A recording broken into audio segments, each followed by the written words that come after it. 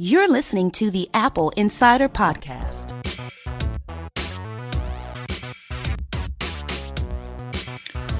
Welcome to amazing episode 140 of the Apple Insider Podcast. I'm your host, Victor, and joining me is Daniel Arendilcher.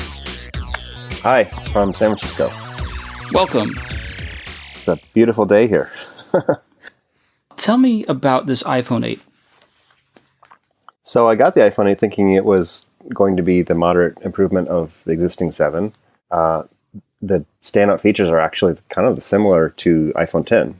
You have the similar cameras, except at least on the back, and the same chip. So a lot of the kind of super new stuff that Apple developed for the 10 is also part of the 8. So it gives you a alternative way to get into Apple's technology without either being on the cutting edge of price or the cutting edge of things having changed. I think we kind of discussed that before. What are the cutting edge of wait times? Yeah, it looks like the 10 is going to have it's going to be harder to get. So instead of it being just yet another iPhone, what is it really to you? Well, in a lot of ways, it is like the new iPhone. I mean, it's very similar in how you use it. I mean, it's identical, but the things that are different are kind of wearing off all the things that are difficult to do on an existing iPhone. Specifically with the camera, one of the hardest things to take pictures of is in the light photography. And I'm noticing, I was trying to take a lot of pictures back and forth between my 7 Plus and the 8 Plus. And the biggest thing that I notice is low light. Because if you have bright light, there's less of a difference in terms of just taking photos. You really notice it when you're taking low light photos. It does a much better job of balancing what's the exposure across the scene that you're taking. One of the examples in the review that I did, if you just hold up a phone and try to take a picture of something, a lot of times it will balance it out to the point where any bright lights are too bright and the dark areas are sort of visible. But if you if you tap to focus the exposure on the bright area, it makes everything else too dark. And just the faster brains of the 8 have a much better job, much better job of balancing that out. So you can say, I want to focus on this, but I want to keep everything else together. And that's particularly noticeable when you use the flash, because the flash goes from being, I almost never use the flash on a mobile camera because it's typically it's so bright that it blows out things, and it's kind of an unflattering lightness. Yeah, it's uncontrollable. Because the front is so bright, it also makes everything else in the background just fade to black. And the new flash on the 8 does a sort of a test strobe, and then it does an actual strobe where it does a combination of what they're calling slow sync, where they use less flash, but they also slow down the exposure or the shutter, as I recall. And that gives you a couple things. One, it does much more natural, flattering lighting, so you don't have the kind of washed out kind of death look of flash. And it also does a much better job of not having huge lens flares if you have glasses or if you have any piece of glass anywhere. A lot of times shooting a flash will just light that up. So that makes a big difference in being able to use flash. And then also it keeps the background from being completely just falling into darkness because the front is so bright. And so you can do things like taking a photo in the dark. I took a couple of friends up to Twin Peaks, which is a lookout over San Francisco. And you have this, field of lights in the background. But it's very difficult to take a picture of people standing in front of the lights and get both of those together. And it works great with the new flash because it illuminates them in the foreground and the background is still nice. And in fact, you can even do tricks like moving the camera slightly while you're taking it, and it will keep you in focus because you have been brightly illuminated, where the background will be sort of blurred. So that's kind of a cool effect to do. So you can be sort of artistic now. Yeah, it's like a new trick to try. And then, of course, in addition to the actual LED lighting, the 8 Plus also features portrait lighting, which I have some questions for Apple about how exactly it works. Because when you take a portrait on an 8 Plus and iSync or iCloud copies it to your other phones, it remains editable. You get that same interface on the 7. Because if you take pictures with the 7, you only get the portrait mode, which means you can turn off the bokeh or not. The blurred background or the depth effect of the background. Right. And those two things are different. They're actually taking, the 7, I believe, takes a lower resolution depth map. So it takes a photo, and it also takes, in conjunction with that, it uses the two lenses to calculate a depth map of who's in the, what is the foreground and what is in the background. And it's not just a binary front back, it's also kind of a gradient of this is closer and this is further away. And on the 8, I believe it's just doing that in high resolution. And so you can actually have, you're not just saying foreground, background, you're saying here's the features of your face. And I believe it's also using facial recognition to do, this is the sides of your jaw and this is where your eyes are. And so it maps out a lighting scenario that's kind of based on what you would look like if you had a bounce card or if you had lighting from a different angle that give you a dramatic... If you had 3-point lighting, for example. Or Yeah. And so those effects, they're still calling it in beta. Sometimes it doesn't work quite as you'd expect. Sometimes there's an error. That was true for the portrait mode for iPhone 7 and 7 Plus as well. Was that? Yeah, exactly. It's true for anything on a digital camera. It can mess. Well, but they launched it in beta Panorama, for 3 months or something before they decided to release it as this is the public final version of it. Right, and they keep improving upon that. So it's something that once you have the data, you can keep refining it and making it better. Because there's a lot of algorithms in play of how it decides how to crop the photo, or how do you interpret the depth map, I guess is what it is doing. So you're saying that, make sure I understood you correctly, if you take a photograph on the iPhone 8 Plus,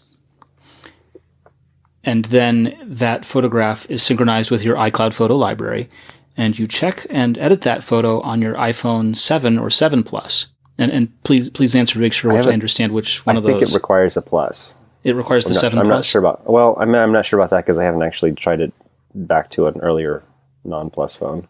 But that was kind of shocking that I got the new UI on the older phone. And so that suggests that rather than being a live effect that's calculated on the 811, it's when you take the photo, it creates those variations, or it somehow... It records all the data at the time that it's captured, and it's all editable after the fact. And that's what I understood from the keynote. Right, it remains editable. Yes, it remains editable, but what I'm saying is I would have expected it to remain editable on the 11 because it's doing this big effect that requires horsepower on the new chip. But when you take a photo and you sync it to an older phone, it still remains editable on that older phone.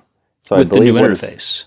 What I believe what it's doing is it's when you take a photo, it's creating these variations, or it's calculating, the effect that you would apply, and then that's how you can edit it after the fact. It's not reapplying and changing those. It's just selecting between which one you want to be so it's kind of like a live photo where you're picking out the keyframe. It's interesting that you think it's toggling. It's already done. It's just toggling between things that it's already done as opposed to rerunning the calculations on the older processor. I'd be interested if you can find out more information about that. Because definitely, if you were able to do the calculations on the A10 7 Plus, they should have made it available for that. And it should either work or it shouldn't. Either it should work with photos you take. So the two things I can see is, one, if you take a photo with the 7 Plus, you don't have enough information to do that effect. Right, but if the camera hardware isn't there to give it enough information, you don't get to see that exposed. But if the camera information was recorded in a photograph that was synced over, the information is there, and that's why the interface shows up. I mean, that makes sense to me. I see how it's awkward to try and explain. You'd rather it just be it works or it doesn't, but... No, I'm just surprised because when I was looking at the effect, the portrait lighting, I was imagining that it's doing it in real time. So that when you choose it, your chip is actually like refiguring out the best way to light this. Whereas what I think what's happened is when you first take the photo, it creates those effects or creates those variations, and then they're frozen into the photo. So even if you put that photo somewhere else, you can still edit it. So I wouldn't have thought that they were like frozen. A live photo or something.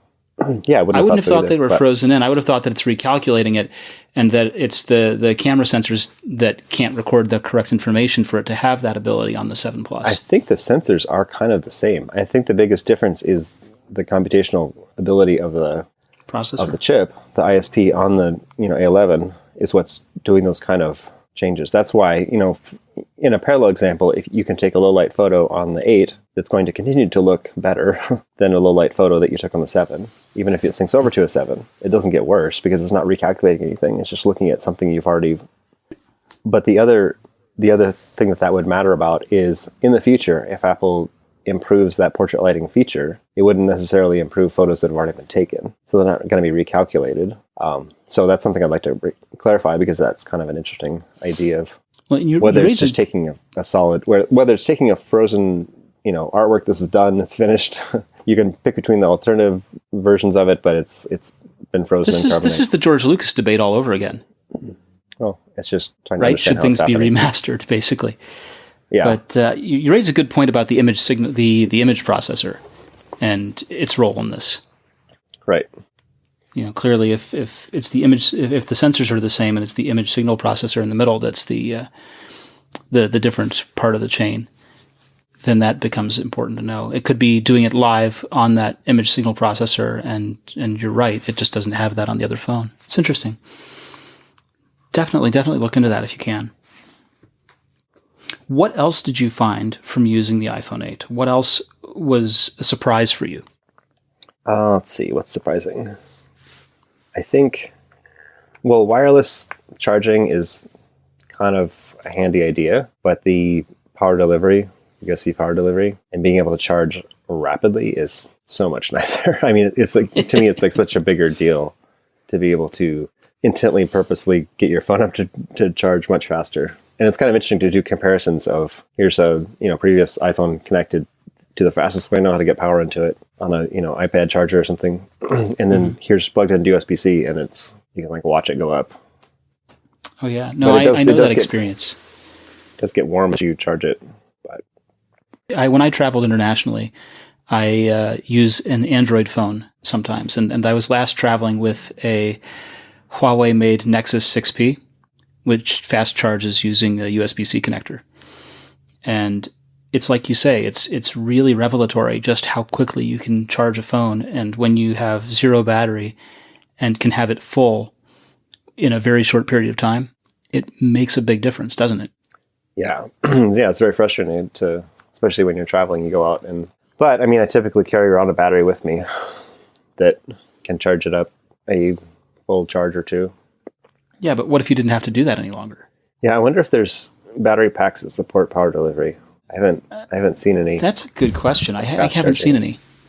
Because the other thing that I noted is if you have the USB-C power adapters that were created for the MacBooks, if it's at least 29 watts, and there's also some third-party ones that use the same power delivery format.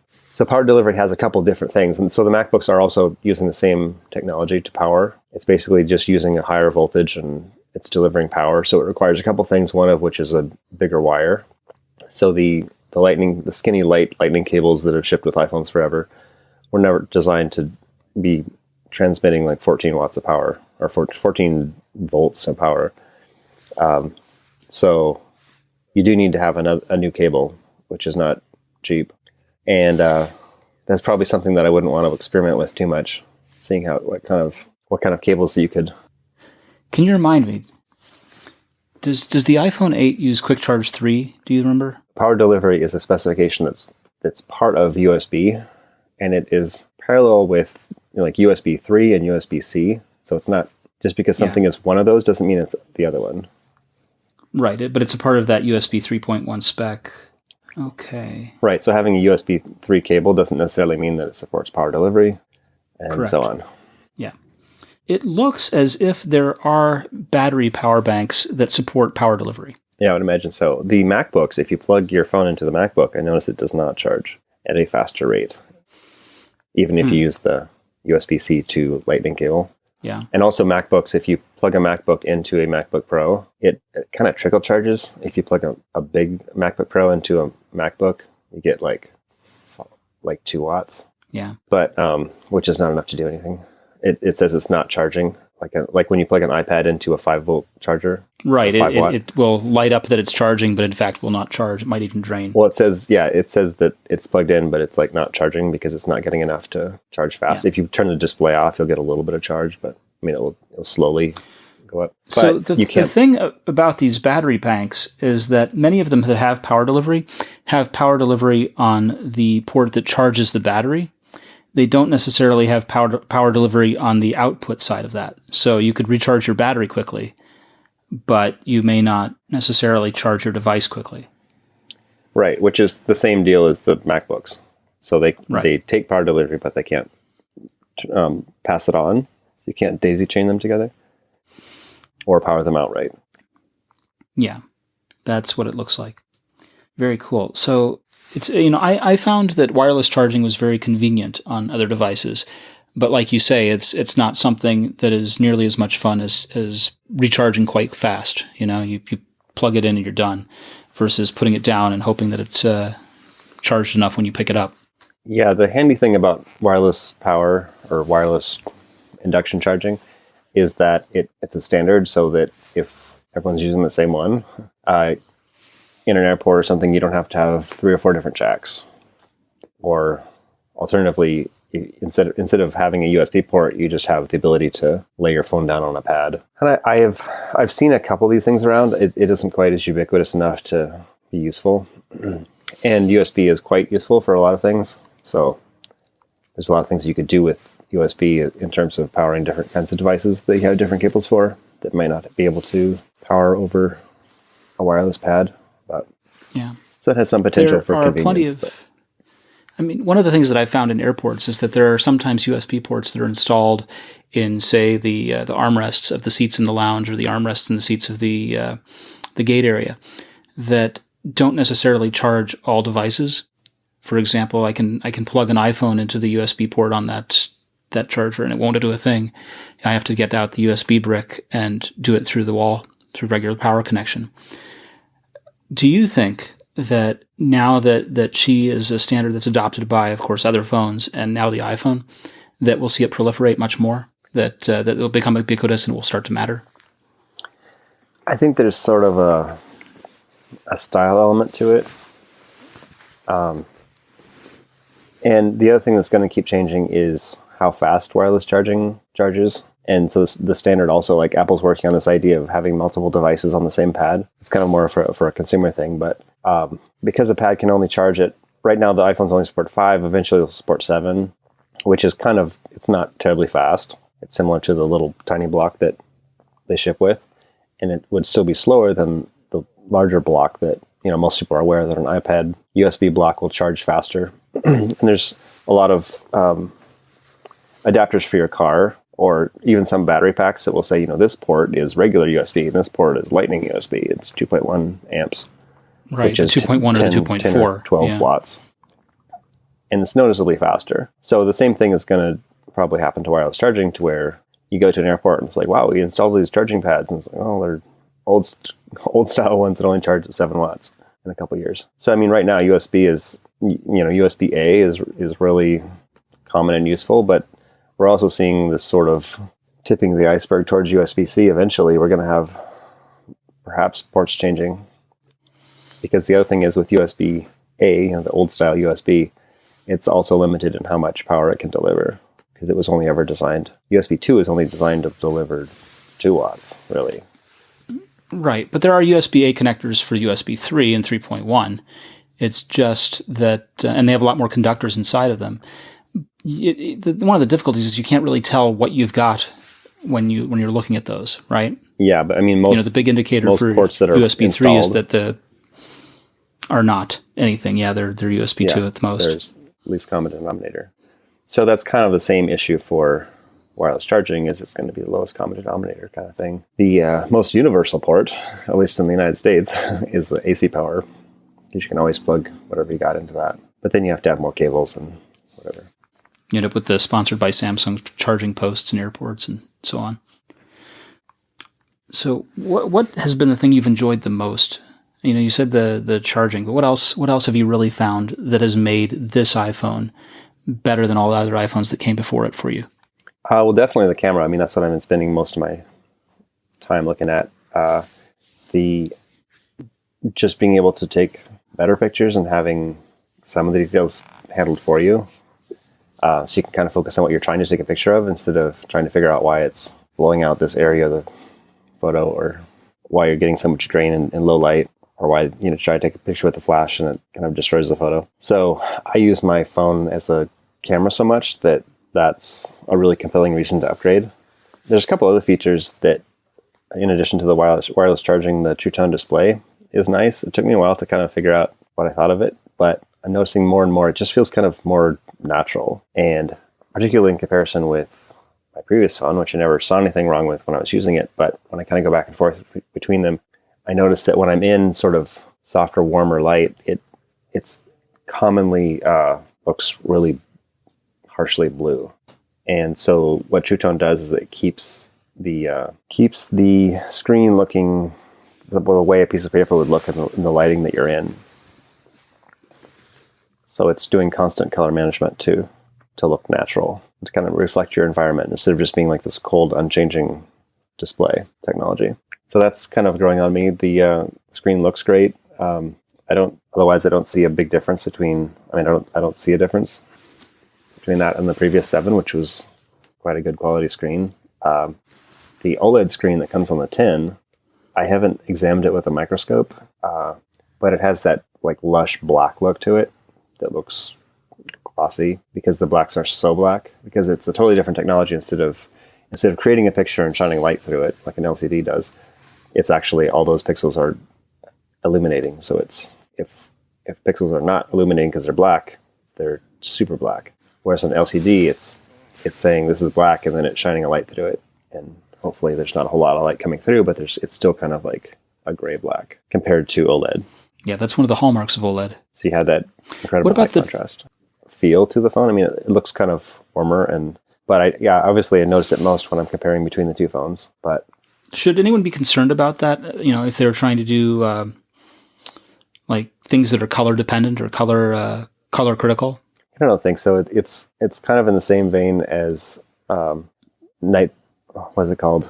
Night mode. Night shift. Night shift. Where night shift is quite obviously taking all the blue out, or taking a lot of the blue out, so that when you first do it, you notice it's like, wow, it's shockingly different.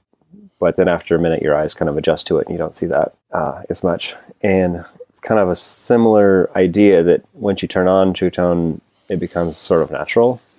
If there's some reason that you don't want it on, you can turn it off really easily. So I wouldn't say that could possibly be a negative. But I've never felt like I needed to turn it off. Okay. I ask because all the time I see people who are worried about the correctness of their color. They're trying to show something that they've painstakingly picked out the right Pantone color, or they've photographed in such a way that they're sure that the right representation of the colors has to come through. And now they're concerned because they can't be positive that the iPhone will show it the same way twice, depending on who's viewing it where, right? Well, with True Tone with True Tone, it doesn't change the way your camera takes photos. So, I mean, if you were really concerned, it changes the way they're displayed, about a very specific right? type of color, you wouldn't. I guess I don't see the application you're saying, but it's like if I was saying, hey, I want you to see this color, it's a very specific way. It's changing it based on ambient lighting, so that changes no matter what. Whether your screen is adjusting or not, you can have you can give somebody a printed out Pantone color tab, and if they're looking at it in different ambient lighting colors, it's going to look different. It's the same thing. So the point of this is to guarantee that it looks the same way depending on the light you're in. Yeah, I mean, if you had some mission critical, this has to be this color orange, you'd have to look at it in this specific light to see the same way I do, and you might both have to take an eye test to make sure that you're both perceiving it exactly the same. But okay, it's not that something I'm harping on so much, but it's something that's come up in the past when True Tone was first announced, and it's something I see from some photographers and some designers who want to make sure that when they show something to a client, the client is going to see it the same way they intended. Yeah, and if you're doing something that is, like I said, mission critical like that, you would say, hey, don't look at this with True Tone turned on. But I think that's probably one of the least real problems that you could have with an iPhone 8. I don't think that's something. That sounds like one of those things where anytime anyone sees anything that Apple says, they immediately start creating reasons why that could be the end of the world. Yes, that's pretty much what it was. Yeah. It was the sky is falling because there's this new thing that affects our colors. Yeah. And not even affects them negatively necessarily, but oh my gosh, they're monkeying with colors. Yeah. I mean, Apple does have a pretty good track record of, the company certainly makes mistakes, but when they're doing something like that, there's usually a lot of thought that goes into making sure that it's working correctly. So, I mean, there's a little bit of benefit of the doubt just to be like, probably if they made this one of their keynote features, it's not haphazardly just like thrown out there. In contrast to, like other hardware makers that just say like, hey, we have this TV with a super brilliant mode that just blows the color out, so it looks really good in the showroom, and people will buy it. It's like, what if it's not accurate? And that's exactly what that feature was for. Exactly. And also that feature exists so that when it gets home, people say, wait, this looks terrible. The shop that sold it can sell calibration services. Yeah, you need to professionally calibrate it. You have to have someone come out and install it for you. So they get you. Let me ask. The iPhone 8 is the first phone that has Apple's own homegrown GPU inside. It's not one of the PowerVR chipsets that came from Imagination in the past. Have you noticed anything different about this phone using that new chipset? Apart from battery life, it seems like to me they kind of said the battery life was going to be the same, and it seems like it's better battery life. I mean, I'm also comparing a brand new phone with a year-old phone, so that might have some minor impact on it. But I backed up and restored the same stuff that's on my phone, so it's pretty equal situation, apart from the age of the battery. I don't think in the first year there should be like a remarkable notice in battery life going down, but that certainly plays into the ability for the battery to last longer because it's faster, but it's more efficient. So they're saying it's 30% faster, but it's doing the same tasks. It can last for it uses half as much power, which is a pretty significant thing. That even if whether you're doing heavy graphics work, like if you're in the middle of a video game, or if you're just doing just the kind of basic things that a processor does and handling your animations and whatever, it seems like battery life is the biggest thing I notice.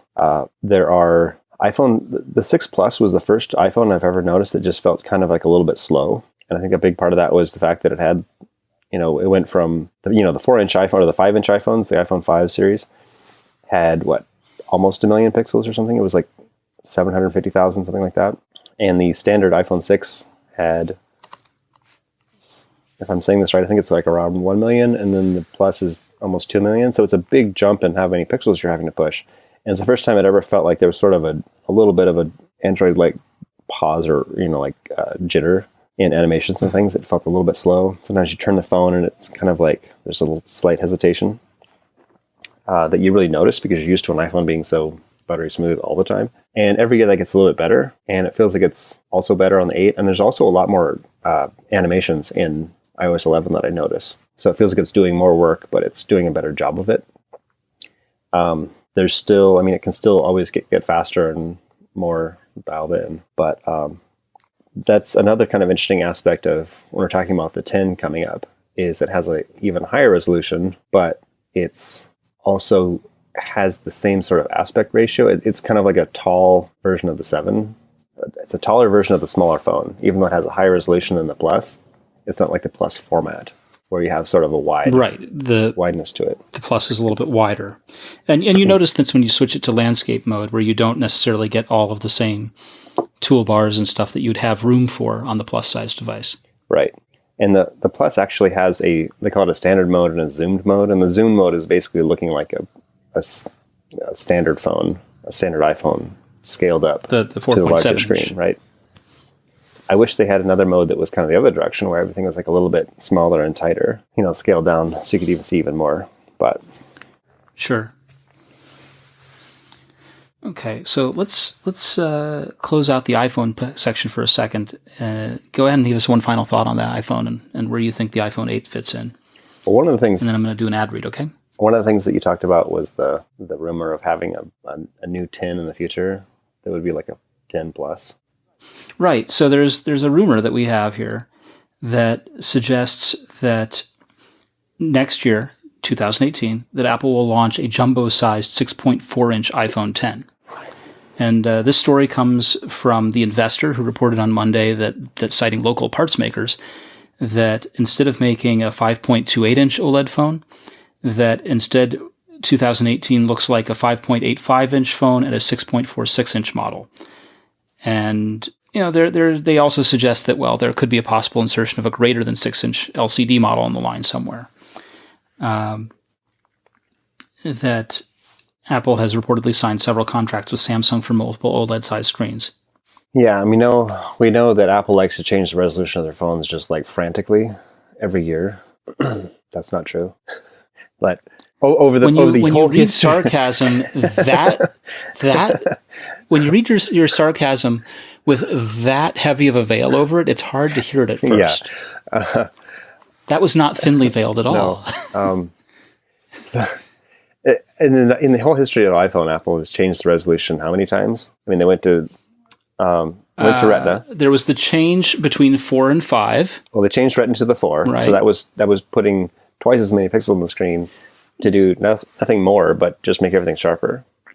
And then the 5, but with 2 the years same later, ratio as previous, and then the 5 changed the ratio. So it increased the amount of things you could see on the screen without changing the DPI. Then the 6 changed it again, and the 6 Plus. So that both changed those a little bit. So it was like a different ratio. Yeah. And it was also a larger resolution in terms of size too. Right. And then again with the 10. So I can count that on one hand. Yeah. And there's a good reason for that. It's not just that Apple's too slow in doing these things, because Samsung has like changed the resolution on their phones like every year. And they have like twice a year. Multiple phones that they're changing, within those years. And a big part of that is because Samsung makes screens, and that's how they can, the best way they can stand out from a bunch of Android phones that work the like and are pretty much exactly the same, is to frantically say, hey, we have an even bigger double plus, super AMOLED plus display this year, where, they can't really say anything else. They can't deploy a lot of technologies. They've tried to do technology before, and, all the wave stuff and the focus attention, like looking at your gaze and all that kind of stuff just sort of didn't really get any traction. So they've kind of focused on hardware features and saying, hey, this is this letter acronym, and that's kind of what Samsung can do, because that's all they can do. Apple doesn't really have that. What Apple has, the strongest thing Apple has, is the platform. And so Apple has to protect that in terms of they can't just like randomly make changes to the platform for a bunch of different models that would fractionalize and just dramatically increase the amount of work that developers have to do to make an app look good on each of those devices. Yeah, I was going to say that. It's when they make a change, the change affects several different people. It affects users who have to get accustomed to the new change, and it affects developers who have to do a large amount of work to accommodate it. Yeah, depending on how much change there is. And with the 10, they're making changes to the resolution and the ratio of the screen. It's different. And there's a number of things that are going to change all at once, and it's something that developers have to account for, but that's going to be a popular phone. It's not like a micro model that they're sort of putting out. Like the SE was like a small phone, but it was exactly the same as all the other phones that were like it before. It's just faster. So it doesn't radically change what developers have to do to make phone. I mean, it doesn't really change anything for developers to be able to support it in the way that, apps running on it are going to look good. Whereas the 10, there's going to be a lot of people that are expecting things to change and to look good on the new phone. And there's some people talking about, I want my apps to look this way. I want to be able to see the ears or not, or the notch. And those are the things that are going to have an impact on what developers do, or what they have to do to make it look good on the new phone that people are buying, so people will want to use their apps.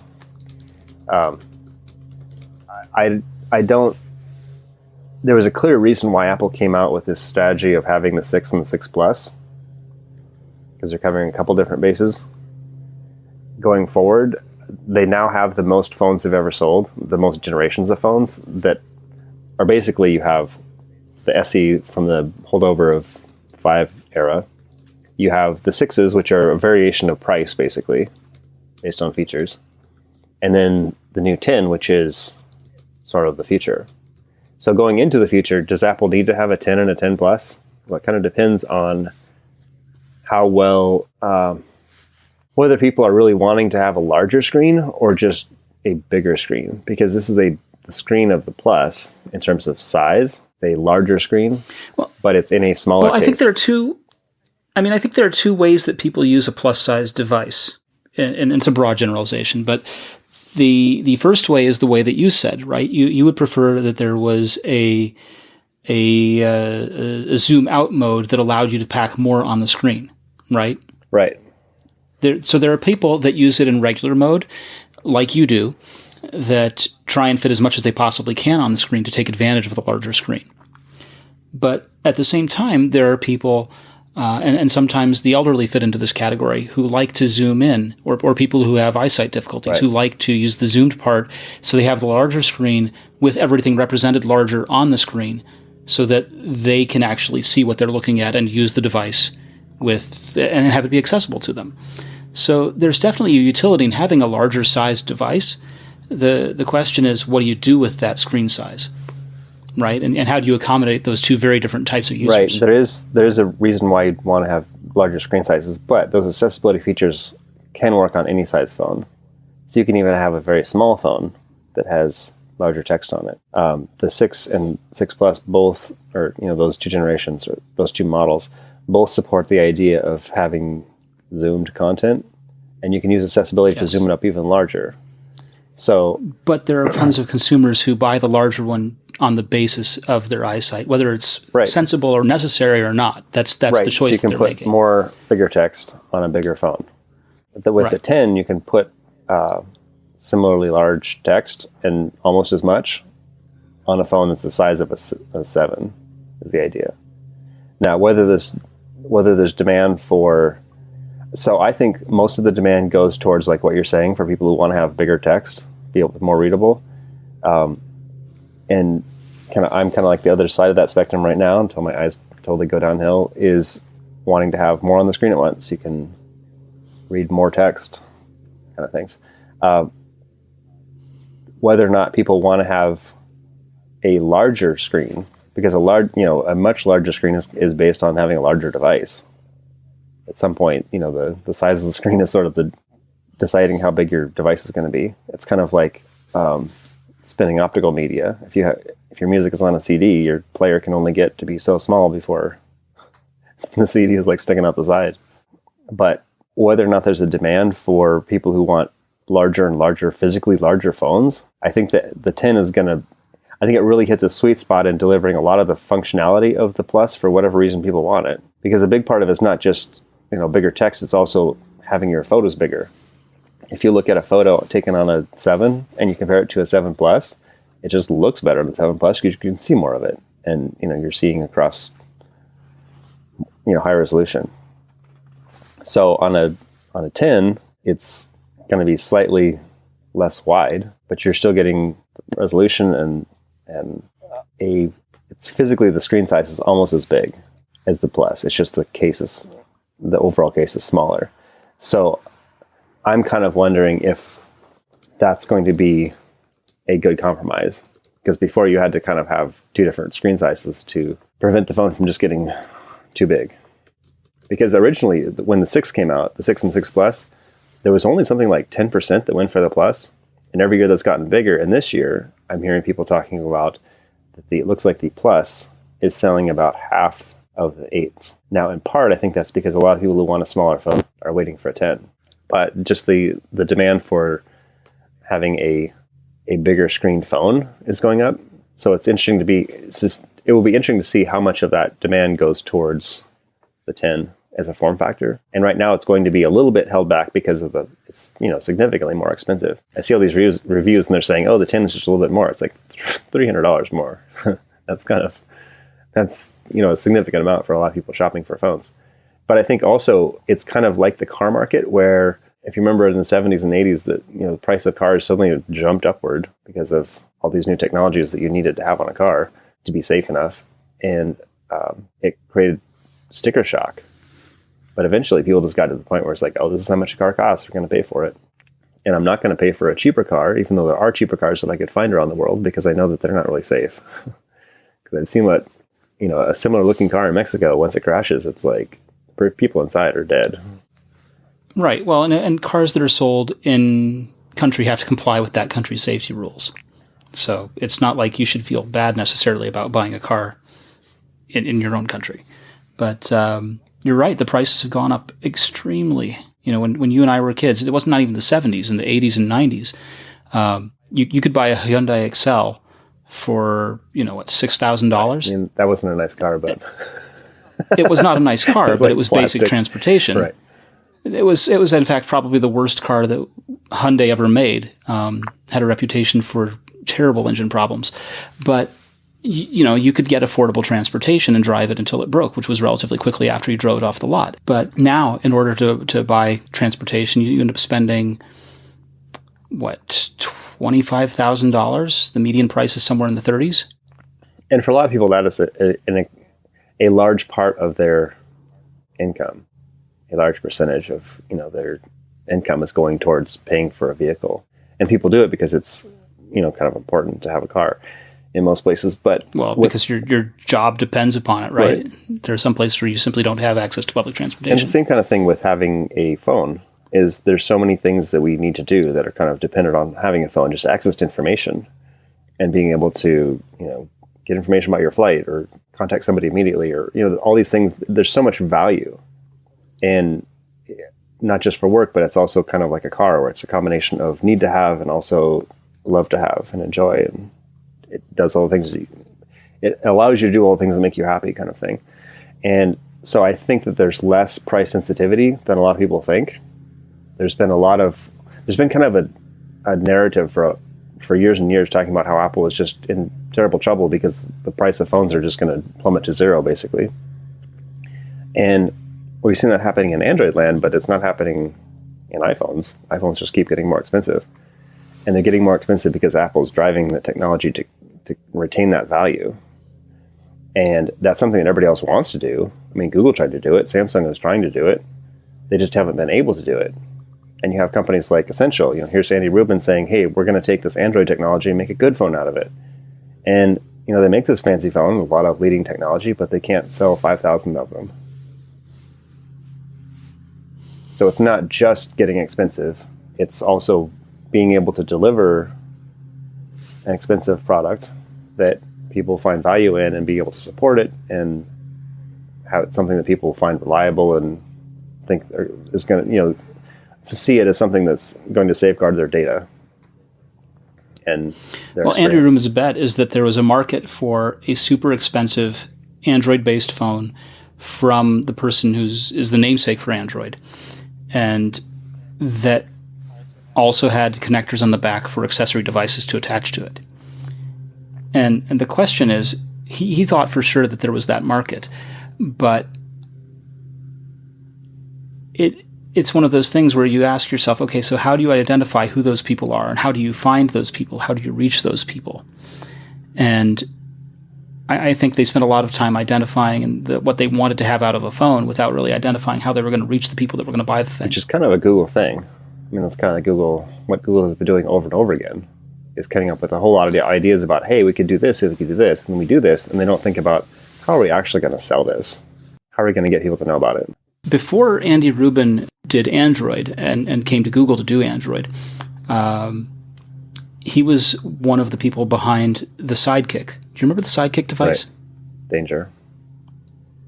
Yeah, the Danger hip top that eventually got sold as the T-Mobile Sidekick in the US. And that device was a wild success, but it was a wild success because they had carriers pushing it, and because they had people who spread the word about how great it was to be able to use it for email and chat and data. And it wasn't a premium phone. It was a plastic phone for kids. I mean, it was a very affordable phone. That was being sold by like Sprint. It was a variable, affordable phone. It was like almost free. Well, like I said, T-Mobile. And T-Mobile at the time was in fourth place, right? It was a very accessible device. You didn't have to work to get one, and it wasn't made out of premium materials. Yeah, it was like a very utilitarian, it was a texting phone. At the height of, texting was like where the value was. It wasn't like people needed a browser or, a computer phone. So it totally hit that kind of delivery. It was like the BlackBerry for younger people. The great communicator. It really was. It really was. But it changed things, and it was every phone after that and that was his big success. So, but a lot of the Danger team came from Apple. Andy Rubin himself was working at Apple, and so it was there was this sort of original culture of how do we build things that can be sold, a hardware company, to functionally doing it at Danger And then Google is sort of a, hey, we have technology. We can just go wild in every direction we want to all at the same time. We can try 20 different things at once and have it all in beta. And it will just be like this experimental open source program just for everything. And we don't have to worry about any of it making money because we're making money on advertising on a totally different... Right, but that's and our customers are not even the people who are starting to sell this technology to. Our customers are, companies that we're telling them to spend this money on advertising. And that has not changed. Google can come out with all the hardware that they want and they still can't sell it because they're not a hardware company. And they can buy hardware companies and it doesn't make them into a hardware company. What has changed is since they reorganized under Alphabet, they have been making all of their different divisions and units stand up and have to account for themselves. And if they can't make money, then they get put on a short leash. Yeah, they've been cracking down on a lot of that, and that's why they've canceled a lot of their stuff. But I don't see that there's any radical difference in terms of what they're trying to do. They're still making almost all their money from advertising. And, they put out some products. They've, worked with HTC to build products, but they're not selling them in quantities that really matter. The Verge talks about all these products like they're, on the same level as Apple's products. But, and, on a technical level, yeah, you can review them in the same kind of seriousness. But when people go to buy a laptop, they don't say, do I want a MacBook or do I want a Chromebook?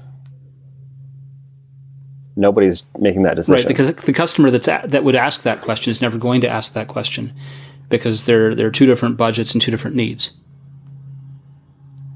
Right, and the people that don't have money to buy computers, like schools, are like, yeah, let's load up on Chromebooks because they're really easy to manage.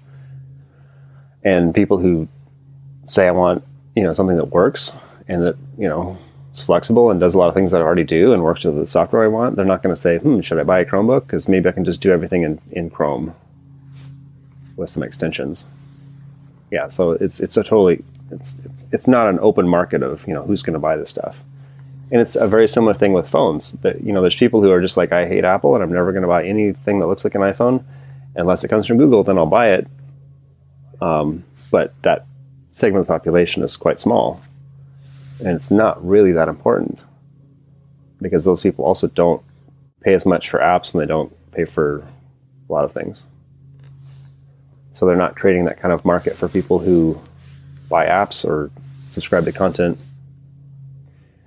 And so it's just not as important of a product category.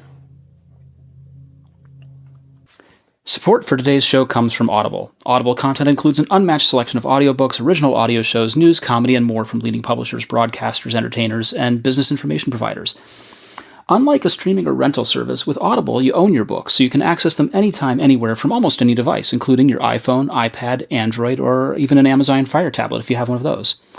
Audible makes getting more books in your life easy, and they have an unbeatable selection of audiobooks and incredible performances. You can transform your commute and ride with Audible.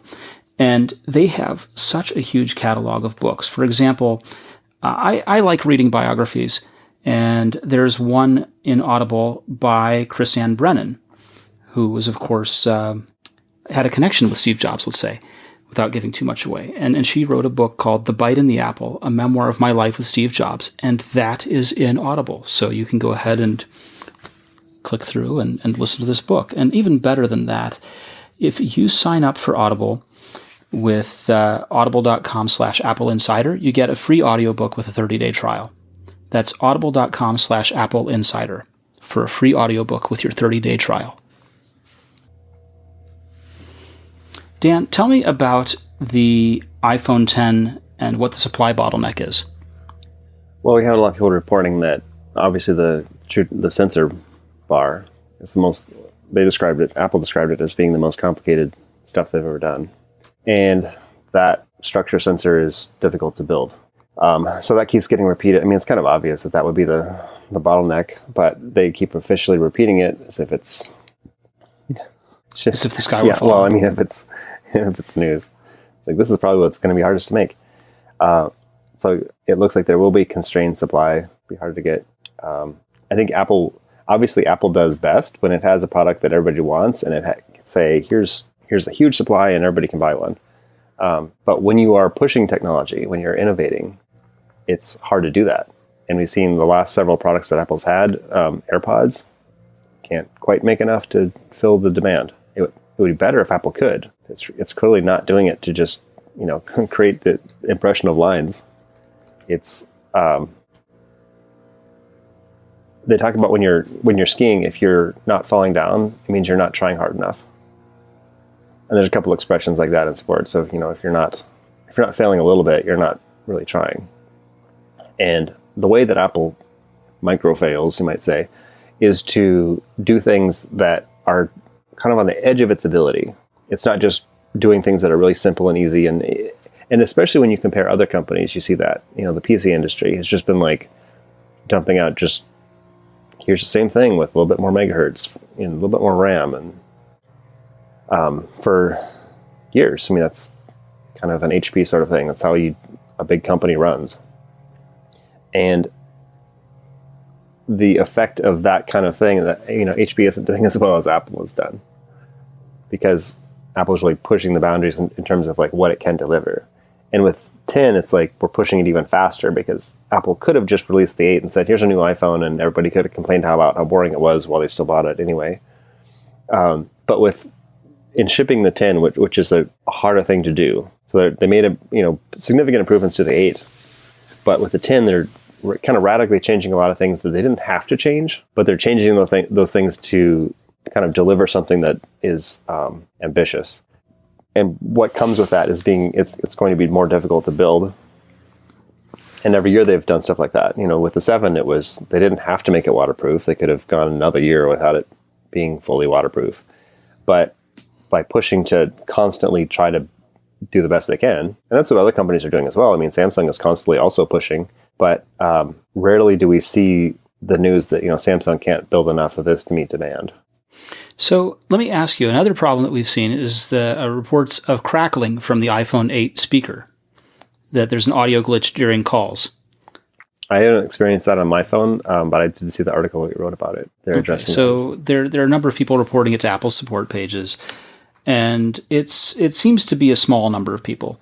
At least that's what Apple's statement says. Apple's statement says, we're aware of the issue, which is affecting customers in a small number of cases. Our team is at work on a fix, which will be included in an upcoming software release, which tends to suggest that it's a software issue, not hardware. Yeah. I have noticed a problem that I'm not sure where it's happening yet. I'm going to have to do some more research, but I'll take photos and I don't see any problem with the photo, but when I post it to Instagram, it has like a line going through it, like a hairline vertical line that's kind of in the same place all the time. And I don't know if that is being introduced by some weirdness in the new hardware, or if it's a flaw on Instagram, or what the issue is, but it's like growing pains. And there's things that can be like an issue.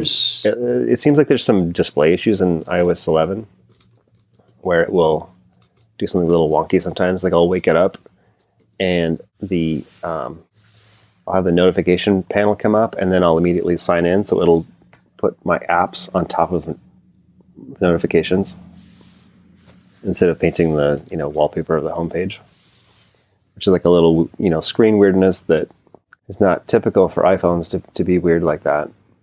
So Apple's also doing a lot of ambitious things about sort of rebuilding large parts of its stack. I've seen people talking about macOS High Sierra having a problem with, I think it's the Windows server, just kind of bugging out on occasion. It bugs out especially up around the menu bar. Yeah, so that isn't just, they didn't just introduce a bug. They've rewritten big chunks of the operating system on a regular basis. And it's frustrating because things that were working fine now have like a little weirdness to it. A couple years ago, that was the thing with Discovery D, and it was like, we've changed the structure of the network, or infrastructure kind of thing. And here it's causing all these problems for like lots of different kinds of people. But if they never changed anything, then you'd have this kind of building up of cruft that you get to a problem where you're like the old Mac OS 7 from the early 90s, where they just didn't ever fix anything and everything was just sort of patched with band-aids. And then you just have this kind of huge mass of software that needs to be radically overhauled on many levels. And it's just a huge task and hard to do. Kind of the same thing with Windows, or with, I think with Android, there's a lot of things that need to get patched, and it's just are never going to happen because it's just so much work to try to change all this stuff without breaking all this other stuff. And even if it does get patched, or even if it does get rewritten, and it's never going to get rolled out to the billion or two people that are actually have Android an Android 8 rewrites a whole bunch of things because it re-architects how Android 8 is the OS is constructed. It's not going to get put out there for the users. Give it a couple of years. I'm running it on one phone, but it's going to take about 2 years for everyone else to get it for a little bit. And right? That's how it works. 2 years is a long time for technology to be sitting there waiting to get deployed. I was being a little facetious there. I want to thank you so much, Dan. We're going to have Neil on in just a second to talk about the watch and his experiences with the Apple Watch Series 3. Where can people find you, and where can they go to read more about your experiences with the iPhone 8? I've been writing on AppleInsider, and I have a series of technology articles. We kind of look into some of the technology that is new in iPhone 8 and iOS 11. And then, of course, I'm on Twitter at Daniel Aaron, ERAN. Cool. Thanks again, Dan. Cheers. Welcome back. Neil, thank you for coming. Of course. Now, I'm going to ask you a question that's most popular with wristwatch blogs. Okay. What's on your wrist? Right now I'm wearing the Apple Watch Series 3 with cellular. It is the aluminum, aka formerly known as the Sport model, in space gray, with the Sport Loop band. The not Velcro though, loop and hook band, as they call it, for legal reasons. Velcro is a DuPont trademark. Correct. How are you liking the red dot on the crown? I mean, the red dot is ugly. I think it's a misstep by Apple. For a company that usually designs pretty well aesthetically, usually pretty impressed by their color choices and options and just the general look. The red dot is pretty terrible, but not nearly enough to be a deal breaker. I mean, if you don't like it, you can put a sticker over it, as we've detailed in stories, or, I mean, I guess you could cover over it with a permanent marker if you really wanted to. But you don't really see it when you're wearing the watch because the digital crown doesn't face you. But when you turn your wrist to the side to see it, it's not particularly attractive. And what has been the best change about having cellular on the watch? So, we ran our review this week. I really like this new Apple Watch. I think it's great. And one of the things that I really kind of drew parallels to in the review that we ran was kind of the history of development of iOS, but more specifically, the growth of the iPad from the initial promise of a device that could replace your PC to something that eventually has now gotten to the point where it potentially could replace your PC, depending on your workflow. And the Apple Watch is not there yet. It's getting there, and adding LTE is a huge step in that direction. It cannot be away from your phone all day. And this is the thing that a lot of people don't realize and that they complain about. And those are the people that are not really getting the point.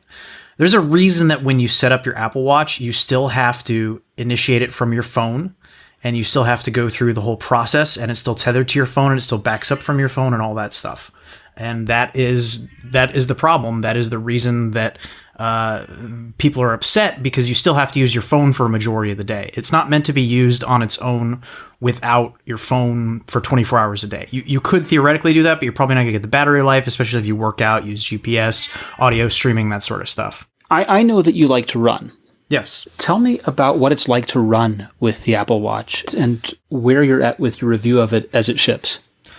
So, yeah, as it ships right now with watchOS 4, you cannot yet stream music from Apple Music or iCloud Music Library.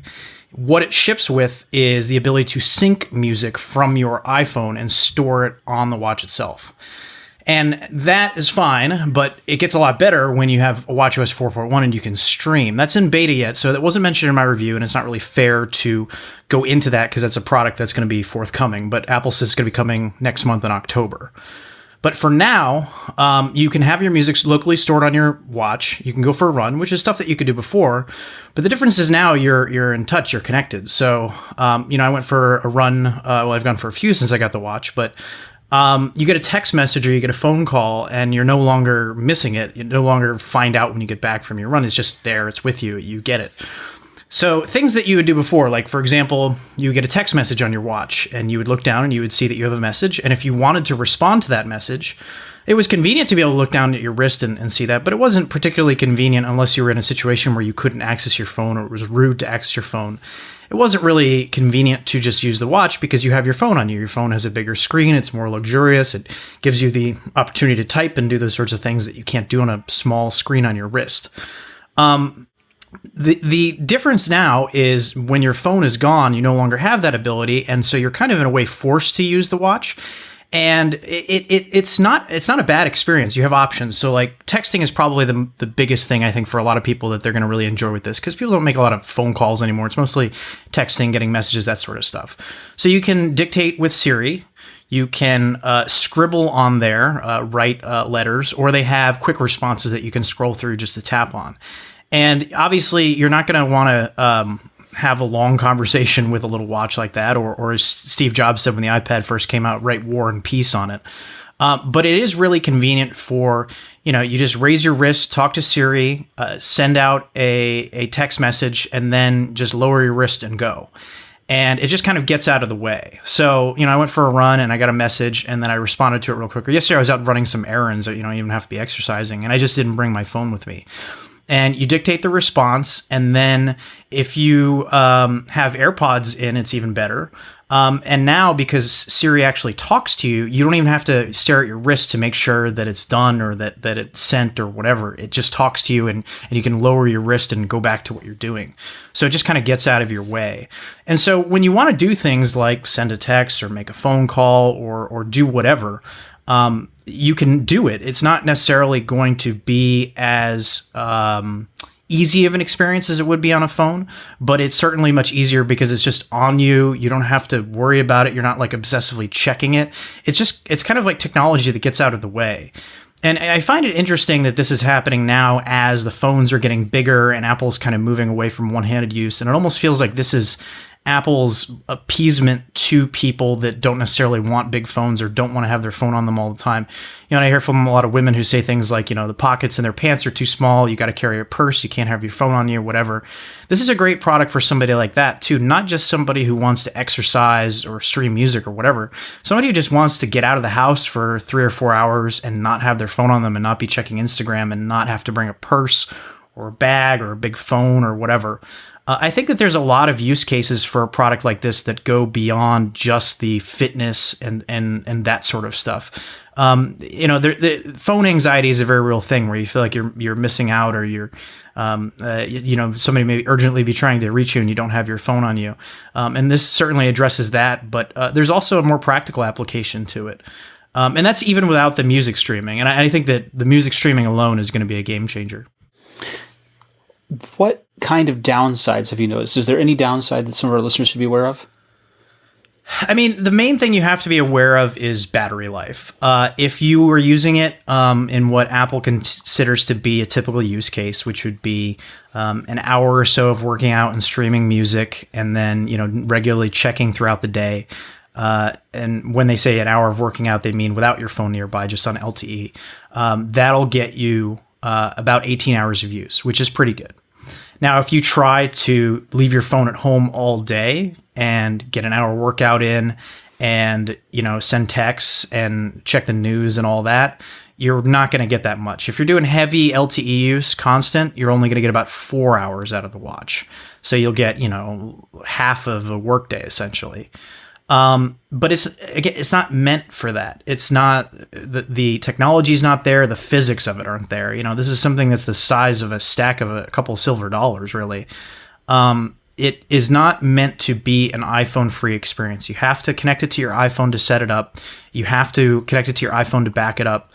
You can't connect it to or set it up through your iPad or your iPod Touch or your Mac. And there's a reason for that. And that's a very conscious effort by Apple to make it clear to the consumer that LTE is the ability to occasionally leave your phone behind, but not to completely ditch your phone. I mean, you can't even set this thing up without having a phone to connect it to with a phone number, because it shares the phone number and has a cheaper data plan and stuff. So that is an issue that you have to be aware of. You can't think that you're going to buy this and then not have a phone or not ever use your phone. But also, you have to be aware that the data plan is pricey. While Apple did a pretty good job of pricing the watch itself, it's only $30 more for the LTE version than last year's pricing for the Series 2 without LTE. The carriers were not so generous, and they are charging $10 a month in the US for data access, which I think is pretty exorbitant. I think it should be closer to $5 a month. Tell me about... So first of all, actually, I was going to ask you, are personally, I mean, I understand that you have this one for review purposes and so on, but are you going to use it and pay the $10 a month? I am, yes. I like to run outside, and I like having all of my music on me, and I like the idea of just leaving my phone behind. Sometimes I'm going out, and I just don't want to have my phone. I don't want to be distracted. I don't want to be bugged. I'm on my computer all day for work. I'm staring at my phone when I'm not at my computer, constantly doing that kind of stuff. There's something freeing about just not having your phone on you. And to me, that's worth the $10 a month, and that's not even for exercising. But when I run outside, I've been using just my watch for a while, and it's nice. It's liberating in some ways. The only thing that I really found in using just the watch without the phone that I missed was not having a camera. And I'm not saying that they should put a camera on the watch. I don't know if that's the right way to go. It could be creepy. It could be ugly on the watch. It could be cumbersome. It could just be unusable. Yeah, I mean, how do you, for example, distinguish between whether it's on the left or right wrist, and which direction the camera would face if it were a forward-facing camera? That sort of thing. Maybe the solution is an optional smart band or something that theoretical down the road. Who knows? But as it stands right now, in my couple days of using it and just going out and not bringing my phone, I could text, I could get phone calls, I could check and get, news alerts, emails, you name it. Everything that I would want from a phone, short of just wasting time on Facebook or Snapchat, I could do on my watch, and I could do it pretty efficiently, more efficiently than you'd think. I don't really use Siri a lot on my phone, but I use it all the time on my watch. I use it to control HomeKit. I use it to send texts. I use it to initiate, music playback, stuff like that. So I just find that it just works better when it's on your wrist, and it just makes more sense. It's more convenient. A lot of times talking to your phone feels a little bit unnatural when you can just pick it up and type. So those types of things, having Siri on the go, getting notifications, getting all that stuff, everything that I wanted from my phone for the most part I could do, with the exception of taking pictures. And so, I guess if the inevitability of this is a device that is completely separate from the phone and you can leave your phone at home all day and it gets enough battery life and all that, then I think at that point you inevitably have to add a camera. I don't know how you do that in a way that doesn't become unworkable, but that's a future challenge for Apple to figure out. I don't know that that's something that's going to happen in the near future either. So I don't mean to say all of that as it's a must-have for the product or anything like that. It's just more future think on my part. But I think that as it is right now, one of the things I wonder about when I recommend products is is this something that you could keep for 2, 3, 4, maybe even 5 years and be happy with it? I think that if you know that you're not going to be able to ditch your phone completely, and you're okay with that, I think that this is a very mature product. The new processor is fast. The capabilities are there. There's a lot to like about this. I'm very, very happy with the new Apple Watch. So how has it been using the beta?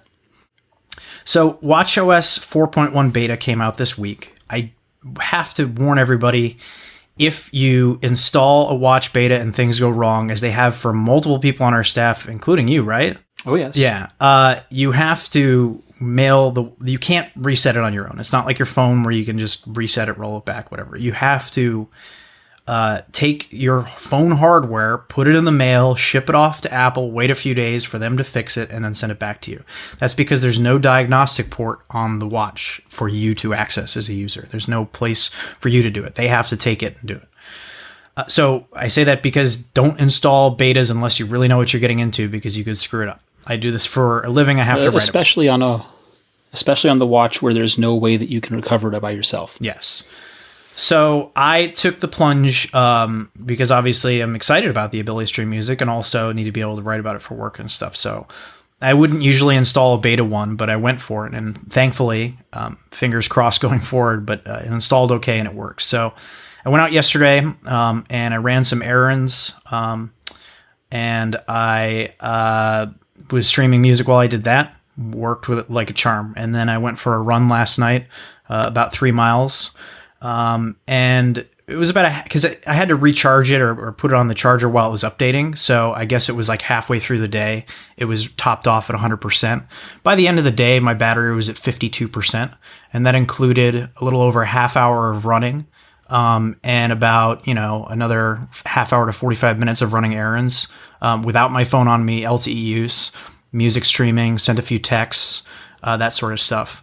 But what was really exciting to me is the music streaming was rock solid. I went out of my way to pick albums that were not synced to my watch and I hadn't listened to in a while, so I knew that it was going to be 100% dependent on LTE to get that stuff going.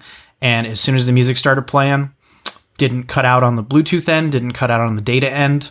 It sounded as good as you would imagine. It was absolutely rock solid perfect. It didn't cut out on me once. Not once. Not once. And I've had a lot of people ask me things about connectivity, because when the watch reviews first came out, there were some people that had issues because of public Wi-Fi networks. And this is a bug in the Apple Watch that Apple has said they're going to fix with a software update.